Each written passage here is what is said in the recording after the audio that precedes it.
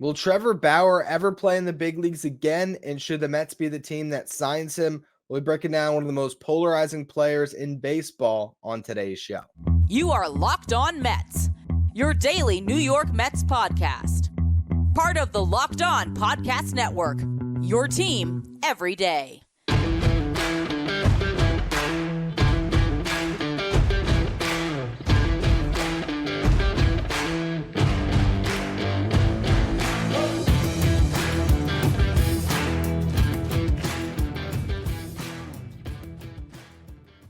Hello to all you amazing Mets fans. You're watching Locked On Mets, part of the Locked On Podcast Network, your team every day. I'm your host, Ryan Finkelstein. If you want to find any of my work, follow me on X, Finkelstein Ryan. You also find some of my writing at justbaseball.com, where I work as the managing editor. Today's episode is brought to you by Jase Medical. Empower yourself when you purchase a Jase case, providing you with a personal supply of 5 antibiotics that treat 50-plus infections. Get yours today at jasemedical.com. Use the code LOCKEDON to get $20 off your order. Now, I wanted to talk about Trevor Bauer today because I've been getting asked about Bauer a lot this offseason.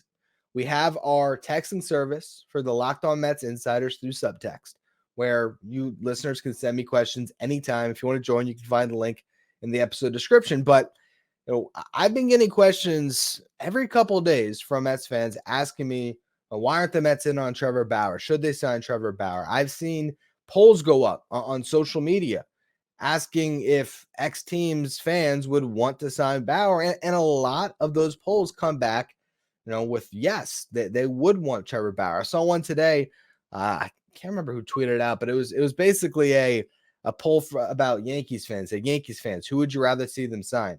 Trevor Bauer or Marcus Stroman? And when I looked at it, the results were like 70% in Bauer's favor.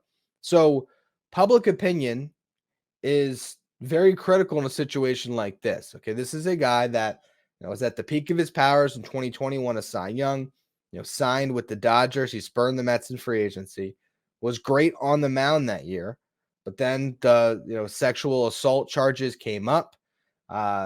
Cases started pending, and he was put on leave, and then he was suspended for it was over 300 games, and it got dropped down. And he has not pitched in the last 2.5 seasons in the big leagues. Last year he went out to Japan and had a good year. His velocity was up. He was showing that he's still a capable starting pitcher.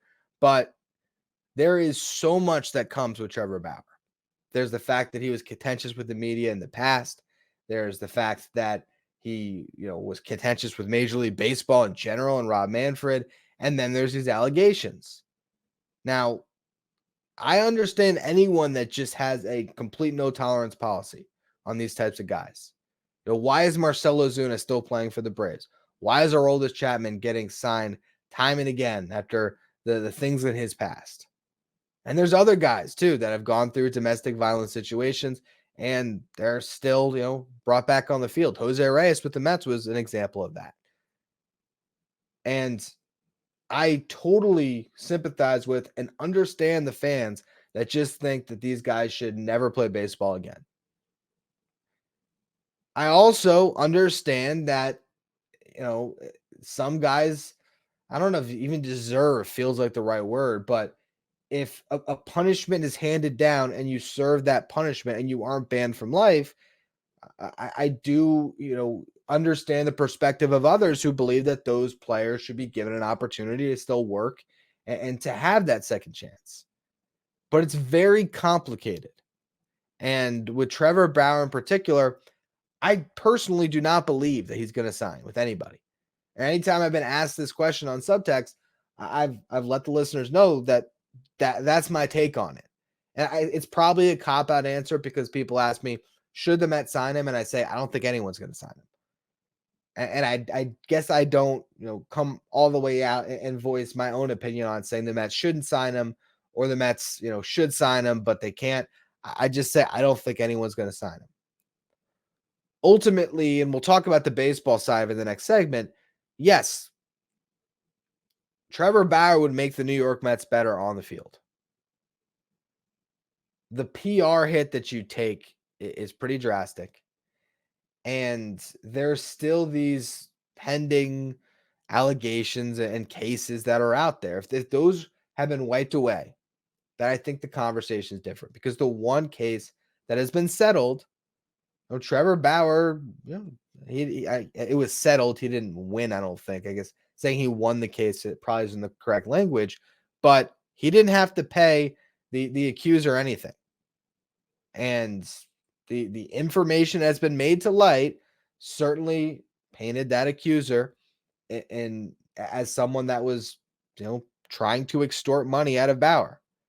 Now, the fact that there's multiple cases, is this multiple victims who are, not victims, and he didn't do anything wrong? I think that's kind of hard to believe. If there's this many instances of it coming up, he was doing something wrong in his personal life. There's no doubt about that.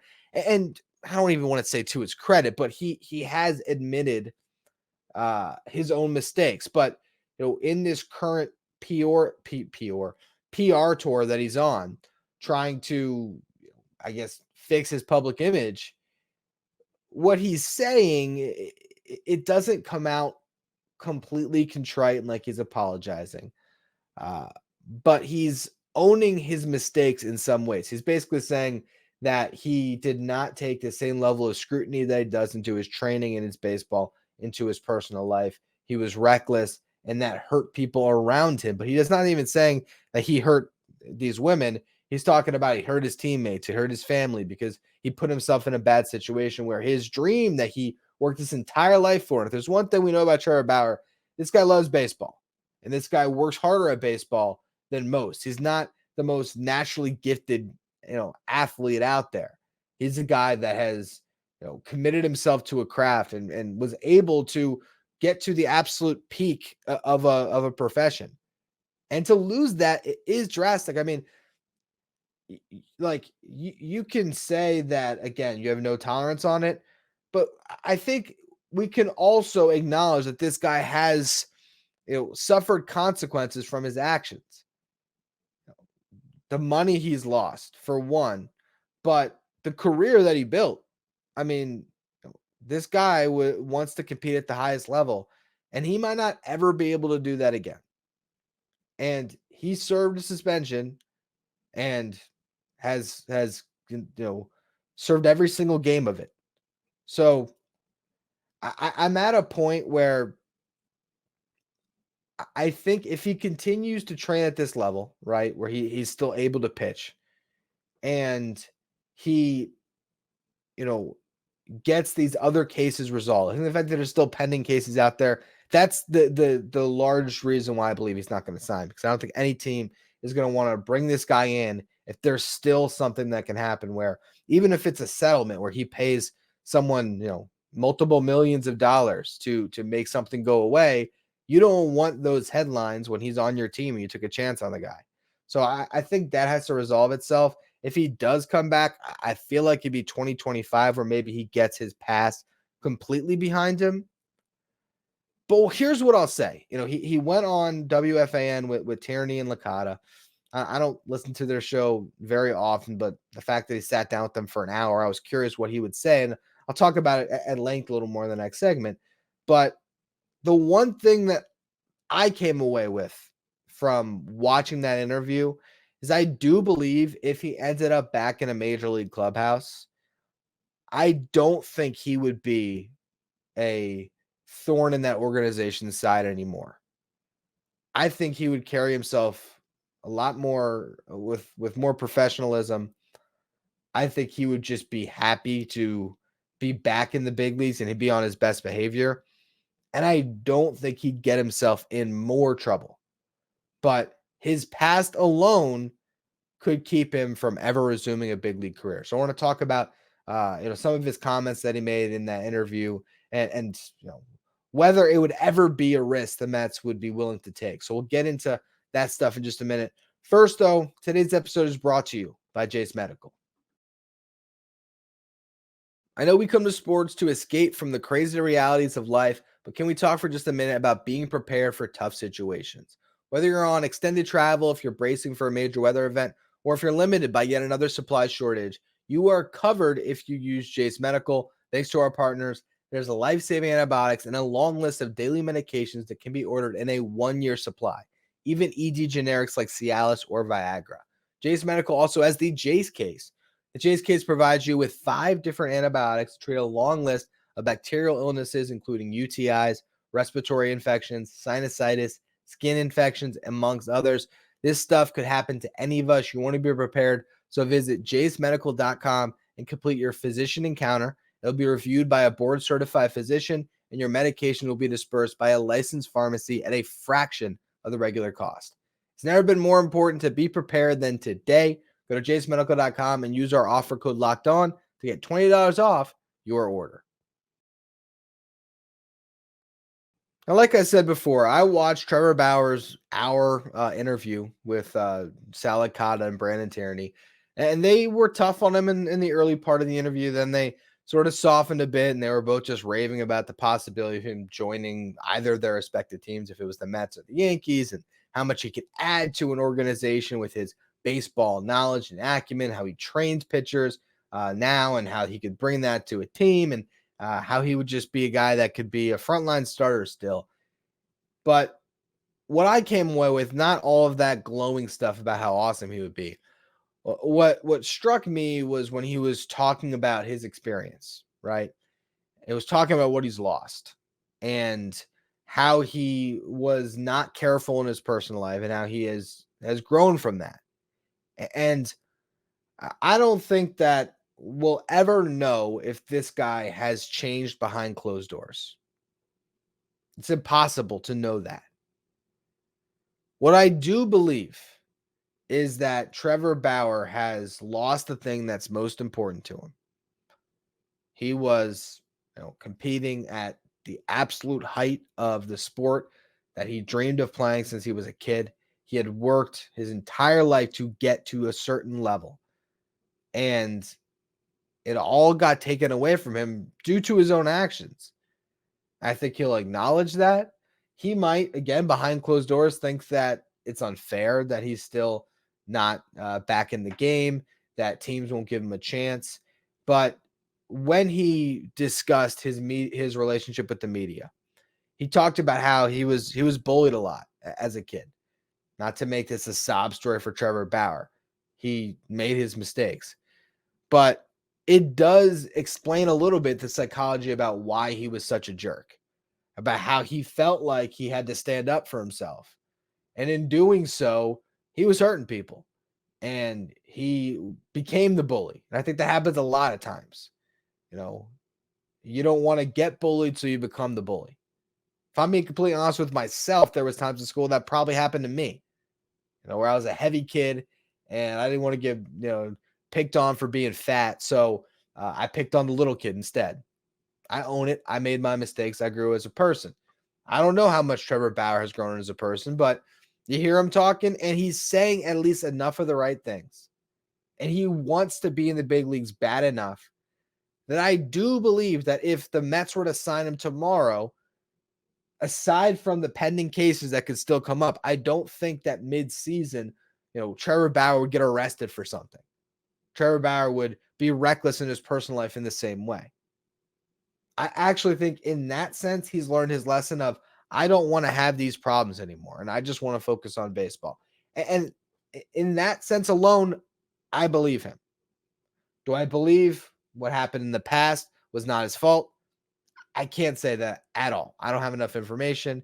And the fact that there's multiple allegations leads me to more believe he was making a lot of mistakes. And he was not a good guy in any way. And I don't even know if he's a good guy now, but I do think that he would be a professional. I think he would help a team win games. And when you try to bring morality into sports, it's tough. Because again, I referenced that team that's in this division with Marcell Ozuna, who, because he was inked to a contract that didn't get nullified the way Bauer's did with the Dodgers, where he was, his contract after he started suspension kept him in baseball.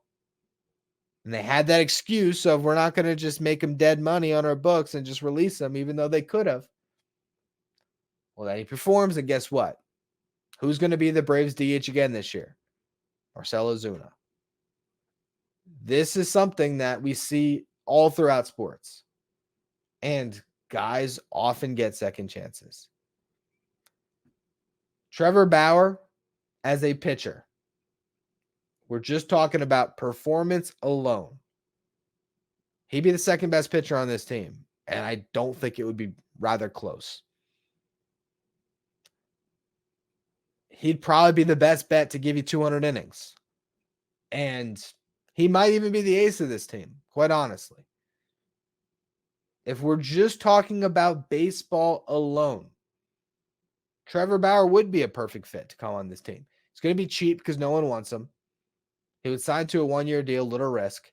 It's just taking a PR hit and, maybe checking some of your own moralities at the door, your own ethics as a franchise. Like, what do you believe in? And the Mets, when David Stearns came in, talked about hiring good people. Can you say Trevor Bauer is a good person? I don't know. But I do understand fans who want Trevor Bauer. I get that because he would help the Mets win. And in a vacuum, specifically shutting all the outside noise off and just looking at baseball in particular, it's one of the few signs the Mets could make this year that would turn them into a contender. And so I don't begrudge fans who want Trevor Bauer. I also totally understand fans who don't think it's worth the headache. And while I'm sitting on the fence a little bit, I probably lean more in that direction where it's just, don't put me in a position where I got to feel weird about rooting for the starting pitcher who just, got a big strikeout in the 7th inning where I'm kind of fist pumping and be like, am I allowed to? I felt that with Jose Reyes for those years when he came back to the Mets, where Reyes was like my favorite player along with David Wright when I was a kid. There was those years where it was Reyes and Mets team, and Jose Reyes was electric. And so I always had a soft spot for Jose, but then all this other stuff happened. And so you're always torn. You're like, I kind of want to cheer for him. I still like the baseball player, but am I allowed to? It's just a position that personally as a fan, I just don't want to really have to be sitting in that seat where I have to kind of have that mental gymnastics anytime the guy is in the game. But again, he's good. So I totally understand both sides of this. Until he gets every single case thrown out, until he proves his innocence or just that he was whatever in a consensual sexual relationship with these women there, however these cases get resolved like the first one did. Until all of that is wiped away and there's no threat of another case to pop up or another thing that's going to plague this guy, and he's kept his nose clean long enough, he could rejoin Major League Baseball in 2025. I just don't foresee it happening in 2024. And I don't blame any team for not signing this guy with everything he's been through. I really don't. So we'll see. We'll see what ends up happening with Trevor Bauer, if he does make it back on a big league mound, and what team it is with. But the last segment, I want to talk about some of the latest news, which will also lead into tomorrow's show, which is that the Mets might still be in the market to add some more pitching through trade. So we'll get to that in just a minute. First, though, today's episode is brought to you by FanDuel. The NFL regular season has wrapped up, but there's still time to get in on the action with FanDuel, America's number one sportsbook. Right now, new customers get $150 in bonus bets guaranteed when you place a $5 bet. It's $150 in bonus bets, win or lose. The app is so easy to use, and there's so many different ways that you can bet, like same-game parlays. You can find bets in the new Explore tab. You can make a parlay in the Parlay Hub, which is the best place to find popular parlays. There's NBA action every night, so you can go to the Parlay Hub and see what other people are betting on. Maybe it's a star player to hit the over on points with their team to win, and maybe it's combining another team into that parlay. So you have a couple teams on the money line and a certain player to hit the over on points. There's just a lot of different ways that you can bet over at FanDuel. And again, remember, you place that $5 money line bet, win or lose, you're going to get $150 in bonus bets guaranteed. Visit FanDuel.com/lockedon to make your first bet a layup. FanDuel, official partner of the NFL. If you don't want to miss out on any of the latest Mets news this offseason, make sure you become a Locked On Mets insider. This is our texting service where you can ask me questions anytime and I can send you updates, or I can send in articles that I've written, or just a hot take I might have. I love to engage with the Locked On Mets insiders to give you that little extra bonus content to connect with a lot of you. It's been a lot of fun so far. Appreciate all of you who have already subscribed, and all of you still will choose to subscribe. You can find the link in the episode description, or go to subtext.com/lockedonmets. Now, the big story of the day when it came to the Mets was the fact that Mark Feinsand said that they were still actively pursuing starting pitching in the trade market. Now, we'll be doing other shows about this week. Tomorrow, I want to talk about the Miami Marlins as a trade partner for the Mets, because they have a lot of young pitching that has some control, and some of these guys are going to start costing some money. We've seen the Tampa Bay Rays employ this strategy in the past. They will keep a guy through maybe ARB 1, and then once they get to ARB 2, ARB 3, where they're going to start getting paid, or even just when they get to arbitration, that's when they look to move that pitcher or player.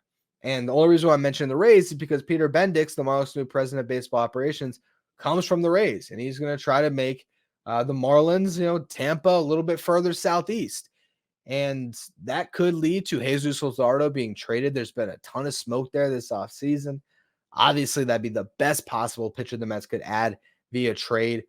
Outside of Devin Williams, I think those two guys are similar in the sense that there's 3 years of control, and they have the ability to be frontline starters, to be really good number 2s, and great stuff. So Luzardo is clearly a guy that I think the Mets would covet. They're also in the market for Dylan Cease, apparently, but both of those guys are going to really require a big haul of prospects. So it just depends on if those teams value the one prospect that the Mets might be willing to give up to headline those trades.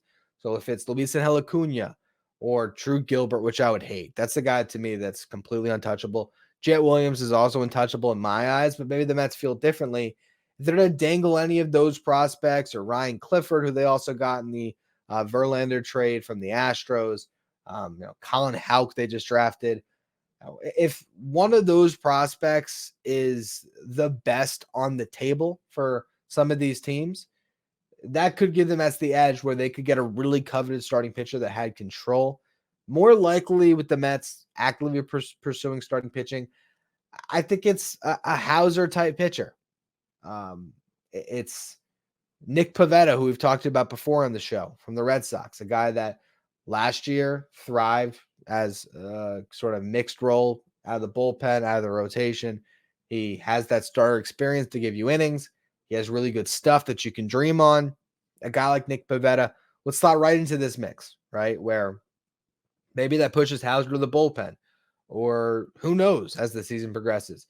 Manaea can end up in the bullpen. He just got paid a good amount of money. He did that last year. The Mets could piggyback guys. They could have guys face a lineup only twice through. So you can have your starter maybe give you 4 innings, and then a guy follow him up coming out of the bullpen, giving you 3 innings. So I think the Mets could get very creative with how they divide innings. And this could be a year where you really see them embrace sort of new age analytics and how the game is played with some of these, not only the small market teams, but just the analytically driven teams that aren't viewing innings in that same sort of confinement of starting pitcher to setup man to relief pitcher. There's bulk relief guys, there's swing man, there's spot starts. There's a lot of ways that teams are getting creative, and the Mets could do that. And so adding another pitcher that gives you that potential length could be big. And again, the names that sort of jump out, Nick Pivetta is one. Trevor Williams from the Nationals, if they're trying to get out of that money and the Mets want to bring him back, that's a potential option. And then the Marlins guys are interesting to me. And it's not just Luzardo. Luzardo is sort of the dream. But beyond that, they have guys like Edward Cabrera, Trevor Rogers, who have yet to really establish themselves in the big leagues. They've established themselves as big leaguers, but they haven't put it all together for a full season. Rogers did as a rookie, but has really fallen off since then. The flashes between Rogers and Cabrera have been pretty good. So if the Marlins are looking to try to, turn some pitching into some hitting, I do see these two teams as fit, and that's what I will talk about on tomorrow's show. the trade fit between the Mets and the Marlins right now. The Marlins could also need a catcher. So if you ate the money on Narvaez, that's a throw-in piece. I do think they could work on a package that would be pretty interesting. But I think I would reserve, or I would temper, I should say, my expectations as a fan about how high the Mets will ultimately strike when it comes to the trade market if they do add a pitcher. I love Luzardo. I love Dylan Cease. I love for the Mets to trade for Corbin Burns and then just have the inside track that's signing him, or Shane Bieber. There's a lot of arms that are really intriguing in this market, but they're going to cost a heavy prospect capital. I think the Mets are going to be more willing to do that for a guy with 3 years of control. But if Jesus Luzardo is out on the market and other teams are bidding, how far does it go? If the cost for 2 years of Dylan Cease is 3, premium prospects, what's the cost for Luzardo? Is it 3.5? Is that 4? It's an interesting market. So it's hard to really figure out where the Mets could go within that. But again, I'm going to break down Mets Marlins on tomorrow's show. For all of you watching on YouTube, if you don't want to miss it, make sure you hit that subscribe button. We're trying to make a push to 8,000 subs. We appreciate all of you who hit subscribe. If you're listening on the audio side, make sure you follow, rate, and review wherever you get your podcasts. Follow me on X at Finkelstein Ryan. Follow the show at Locked On Mets. If you want to become a Locked On Mets insider, you can find the link in the episode description, or go to subtext.com/LockedOnMets. Now that you made it to the end of the show, head over to Locked On Sports Today if you're watching on YouTube, the first ever 24/7 streaming channel covering everything in the world of sports, with our local experts on each team and our league-wide experts on each league. You follow Locked On Sports Today streaming 24/7 on YouTube.